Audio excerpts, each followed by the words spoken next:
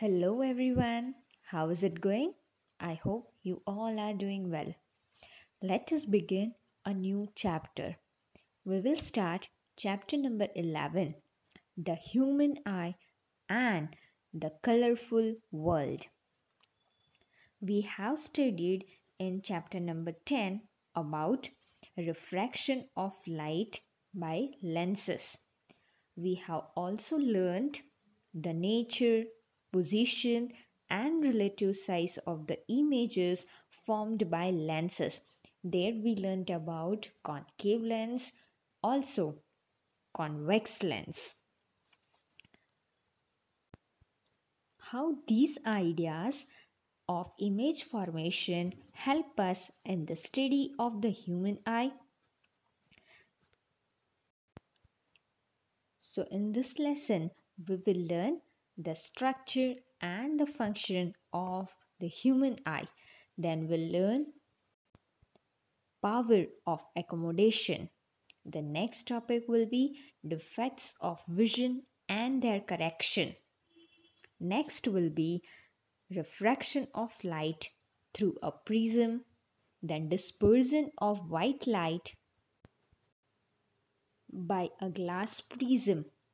The next topic will be atmospheric refraction. And the last topic will be scattering of light. So these are the topics to be covered in this chapter. In chapter number 10, we have learned about light and some of properties of lights. In this chapter, we will use these ideas which we have already learned and will study some of the optical phenomena in nature. Let us learn now a very interesting topic, which is the human eye. The human eye is one of the most valuable and sensitive sense organs.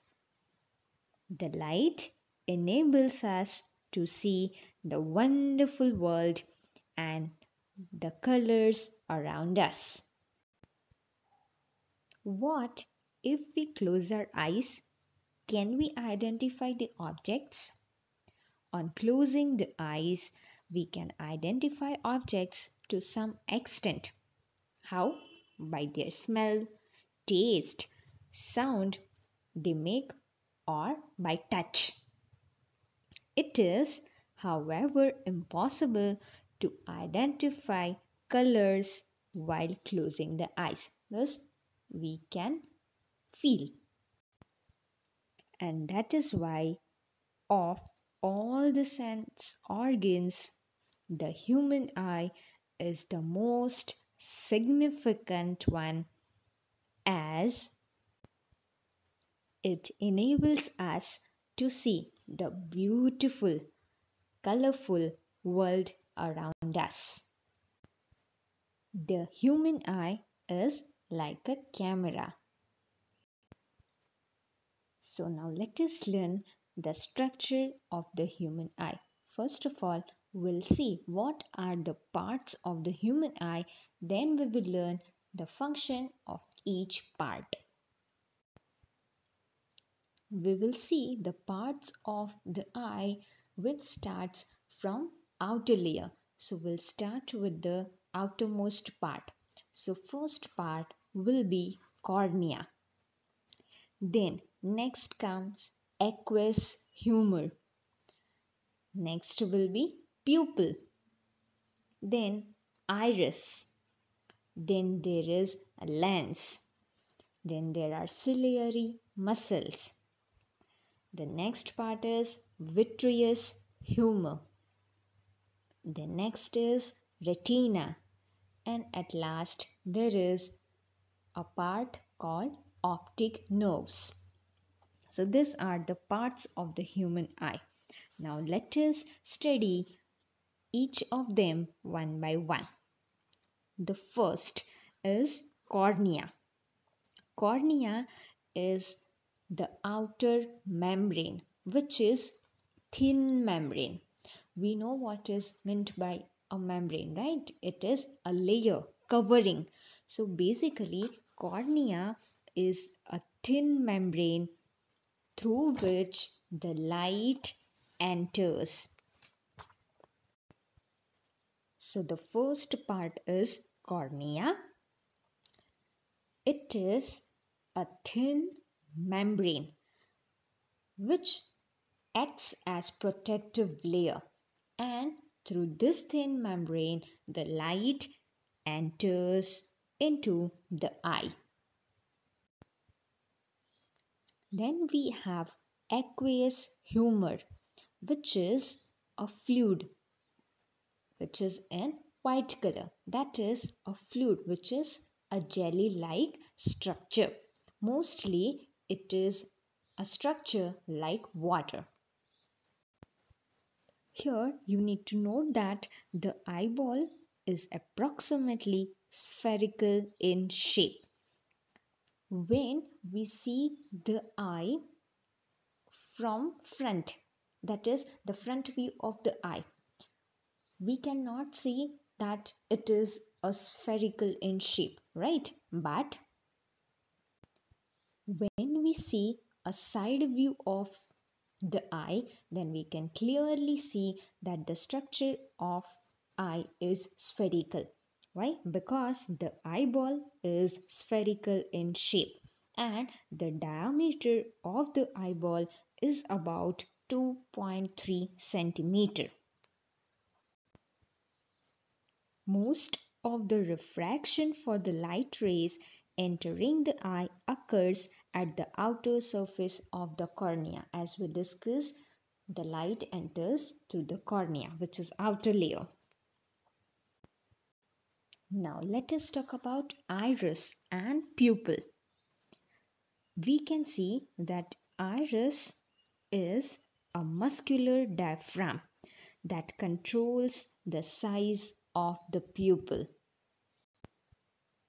Here in the side view of the eye, we can clearly see what is iris, right? Here we can clearly see that it is a dark muscular diaphragm, okay, which is dark in color. What is the function of this iris? It controls the size of the pupil. Now here in this image you can see pupil and iris both clearly, right? Pupil is the small black color dot which we can see in the image. So the function of iris is to control the size of the pupil. What is the function of pupil? The function of pupil is to regulate and controls the amount of light which enters into the eye. What does that mean? That the iris controls the size of pupil and pupil controls the amount of light? How is it so? Let us see it. The iris relaxes in bright light and the iris contracts in dim light. So take an example that when you go out on a very sunny day, so that time when the light is too much, the sun rays, you feel that it is too much. So what happens that time? The iris relaxes because that time it is very bright light. Now take an example for other situation when there is a dim light. So what happens? The iris contracts in dim light. So this way relaxation and contraction happens. Now when there is relaxation, you can see the size of the pupil is normal, but when there is contraction, the pupil becomes bigger, right? Because there is contraction of iris.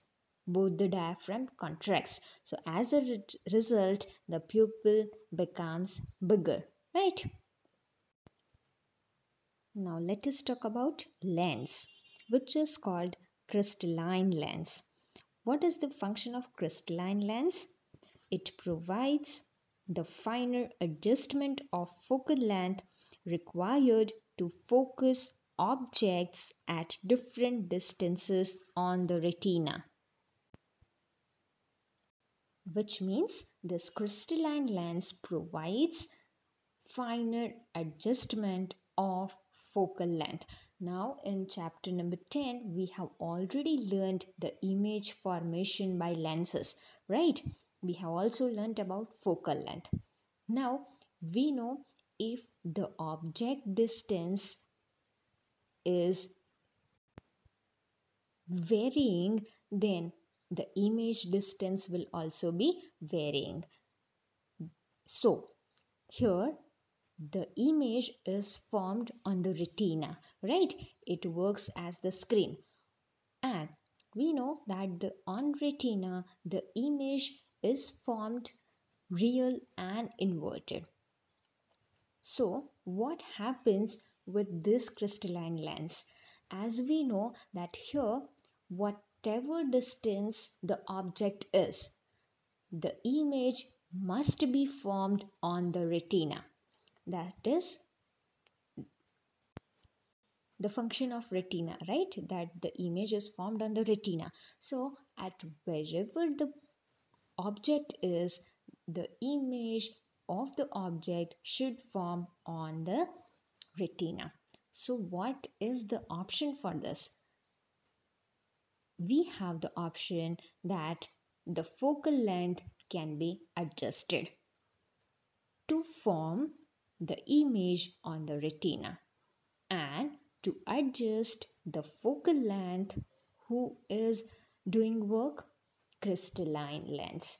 So the function of crystalline lens is to provide adjustment of focal length. Why? Because it is required to focus objects from different distances on the retina. Then the next is ciliary muscles.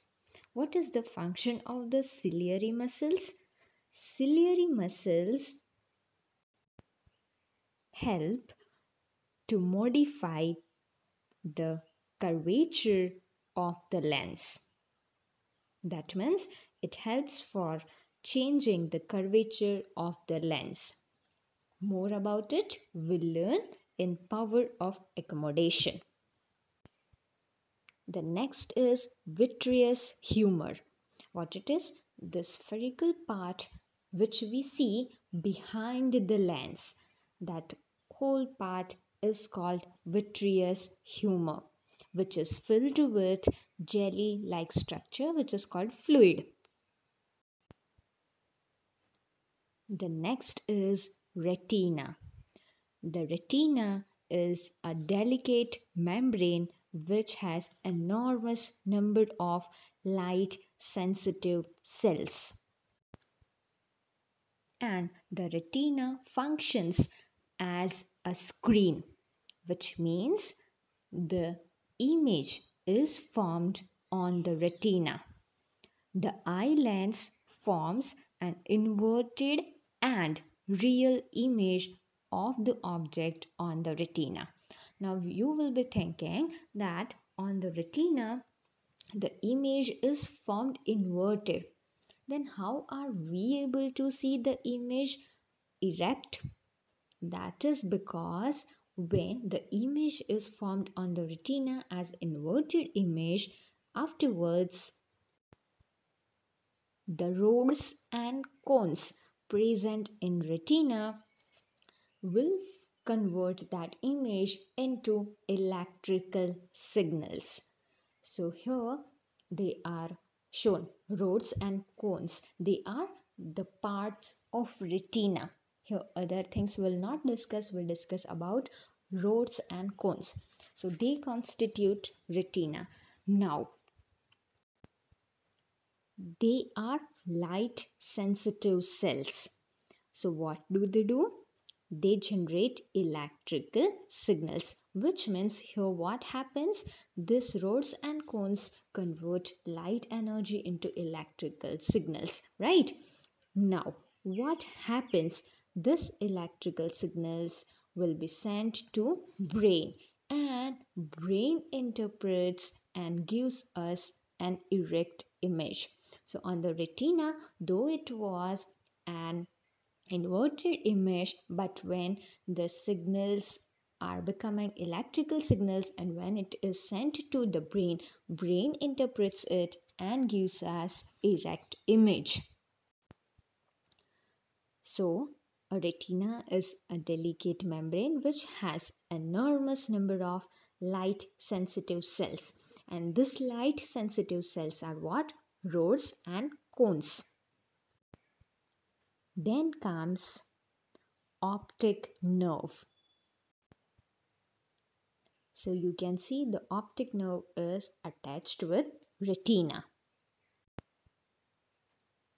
This is enlarged image of optic nerves. So what will happen? What is the function of this optic nerves? Optic nerves will send these electrical signals to the brain. So the function of optic nerves is to send electrical signals to the brain. So the signals which are converted into electrical signals, and that electrical signals are sent to the brain via the optic nerves. So that is the function of optic nerve. The brain will interpret these electrical signals and finally it processes the information so that we can see the objects clearly as they are. We do not see the inverted image. We see the erect image because the brain interprets these signals and it gives us an erect image so that we can see the objects as they are. So this is all about the human eye, the structure and the function.